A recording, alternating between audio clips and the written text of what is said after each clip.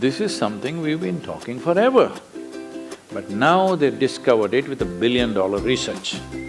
And I've seen hundreds and thousands of people who just become healthy and well. If something appears on my plate, if I just feel this, I know what to eat and what not to eat. You eat something today and see, just learn to observe how agile and how active your body feels after eating this food.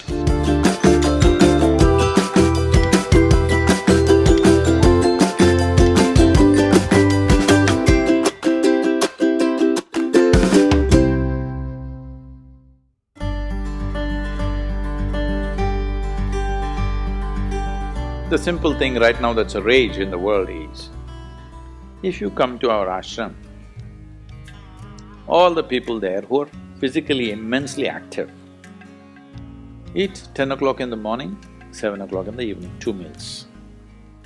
How many doctors have been telling me that they will die of malnourishment, this will happen, that will happen, you must do this, you must do that. I eat only 1 meal a day most of the days.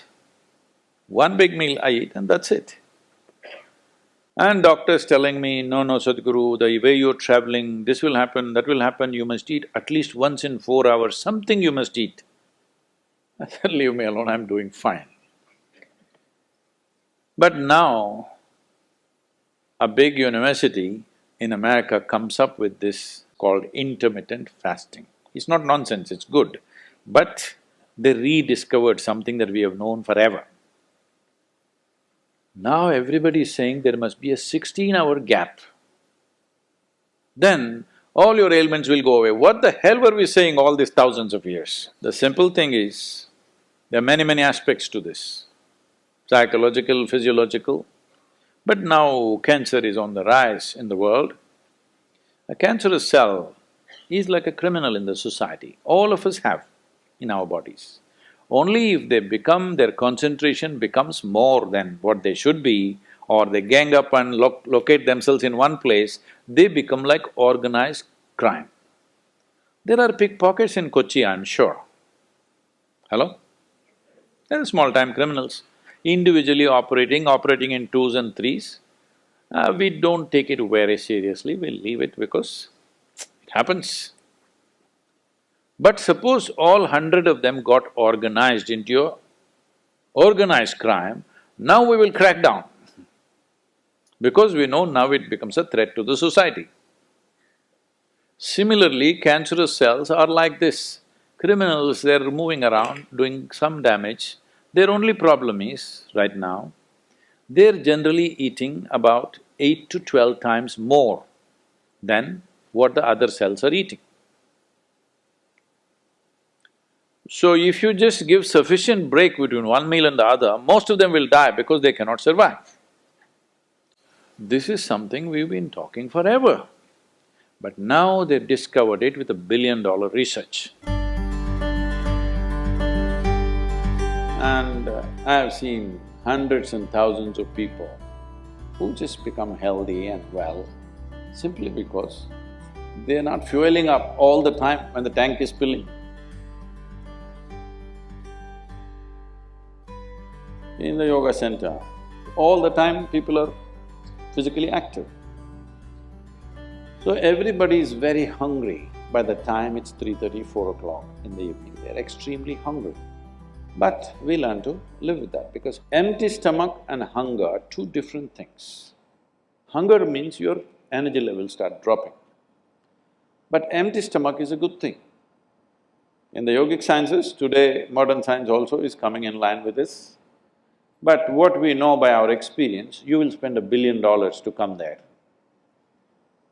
Because research is all about how many $1 million, that's how it is.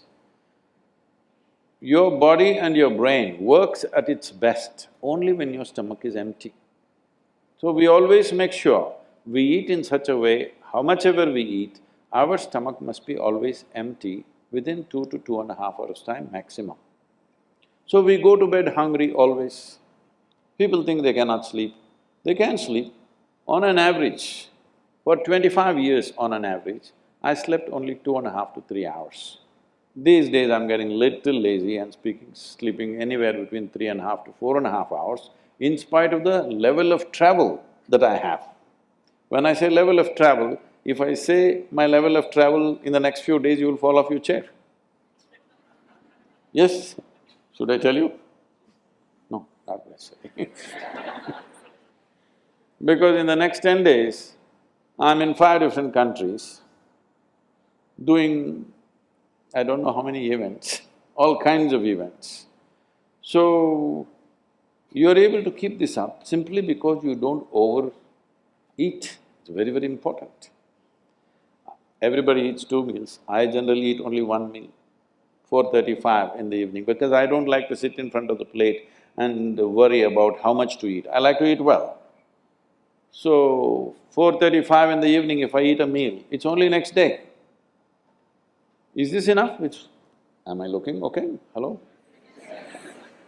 Because any correction and purification that needs to happen in the body, your stomach needs to be empty. It's very, very important.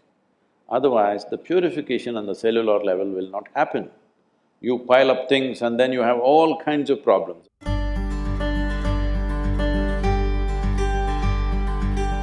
When you don't touch the food, you do not know what it is. If food is not good enough to be touched, I don't know how it's good enough to be eaten. So we should not have listened to our mothers and we should eat with our fingers because touching our food helps us stay in contact with it. The cleanliness of your hands is entirely in your hands. The cleanliness of the fork is not entirely in your hands. This is true.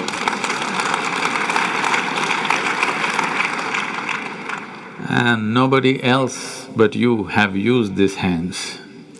So, there is an assurance as to how clean or not clean it is right now. The fork, you do not know who's used it, how they've used it, for what they used it. And all they have to do is wipe it with a tissue and give it to you and it looks pretty clean. Above all, you don't feel the food. The first thing that's been taught to us is, if food appears in front of you, to hold your hands upon the food for a few moments, just to feel how the food is. If something appears on my plate, if I just feel this, I know what to eat and what not to eat, what I should not eat. I don't taste it and then reject it, I just don't eat. Because my hands are the first level, not tasting in the sense the tongue tastes, but knowing the food. First thing is knowing the food. You want to know a person, you guys go and shake their hands. I'm usually avoiding that, but That's a good strategy. But the food that's going to become a part of you, first thing is your hands. Even if you physically don't touch it, just being conscious and being there, it clearly tells you how the food will behave within you. Whether this particular food on this particular day, should it go into you or not, because every day your body is not the same thing. Every day, every moment it's different. If you feel the food, you just know whether this food has to go into you on this day or not. If that much awareness is brought in, we don't have to go on telling people what they should eat. Every meal they must decide what they should eat in that meal. There is no one prescription that this is what you should eat for your life. That will feel too claustrophobic, that only this I can eat.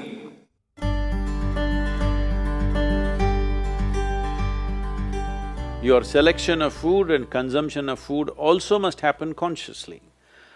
More than what you eat, how you eat it is also equally important. When I say how you eat it, these are all live substances. Every one of them had a life of their own, whether it's a plant, animal, vegetable, every one of them had a life of their own. Now in some way, you're making food out of it, you must consume it with utmost gratitude. If you approach it with a certain sense of gratitude and reverence towards the food that you eat, when I say reverence, it may feel like too much for you, but I'm asking you, let's say we put you in a room and you had nothing to eat for 5 days. If God appears in front of you, what will you ask for? Food? So that's how important it is.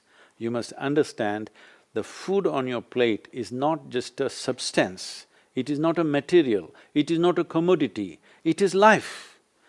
It is the life-making material for you. So you must treat it as such. Right now, when it's on the plate, when it's out there, it has no value, but the moment you consume it and it becomes your flesh and blood, now suddenly it's of immense value. Why do we live like this? It's very important, when it comes on your plate itself, you must treat it as a part of yourself. With great reverence, you must consume. Just the way you consume it, if you change that, food will behave very differently within you. This is what consciousness means. If people say your consciousness has no impact on your life, only chemical structures have impact, I'm very sorry for them because that's not how life works. Human consciousness has a deep and profound impact on everything that we touch, especially the food that we are making another life as a part of ourselves. When we're doing such an act, it's very, very important we treat it with utmost gratitude and reverence.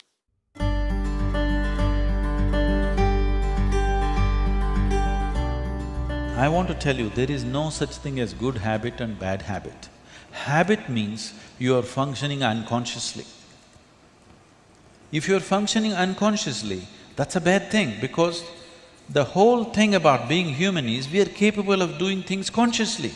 That is the beauty of being human, that we can do everything consciously. What an animal does unconsciously, we can do the same thing consciously. We can eat unconsciously or we can eat consciously. We can breathe unconsciously or we can breathe consciously. Everything that we can do it consciously. The moment we do something consciously, suddenly that human being looks very refined and wonderful. Just because somebody walks and speaks consciously, doesn't he become a beautiful human being? Yes or no? That's all. So why is it that we are trying to develop habits as if there's a good thing? Habit means fixed realities, where you don't have to think. You get up in the morning and it'll happen to you. No, don't try to automize your life. That is not efficiency, that is the efficiency of the machine. This one is supposed to function intelligently and consciously. Nobody is expecting it to function like a machine. So, about food and stuff, food must be suitable for the body that we eat for. It is for the body. This is a building material for this body, the food that you're eating. What is the appropriate food? Unfortunately, is all messed up right now. Traditionally, we ate very sensibly in this country, but these 1,000 years of innovations have brought other kinds of food cultures, and today the national diet is pizza or pasta. What is it? Which is one? I don't know. Both were competing. So, we are losing our sense about food. It's definitely time to look at what is the most suitable thing. If I go into that food, it's a very long process, but you must experiment with food, not just by the tongue, but by the body. You eat something today and see, just learn to observe how agile and how active your body feels after eating this food. If it feels like it wants to go to the grave, that's not good food. If it feels like it wants to be alive after eating this, except coffee, because that's a stimulant. If you eat food and your body feels very agile and alive, that means it's good food, body is liking it. If you eat something, it feels dull, that means it's not liking it, it's having difficulty with it, that's why it feels dull. So just on this basis, there's a much… this is a very simplistic way of putting it.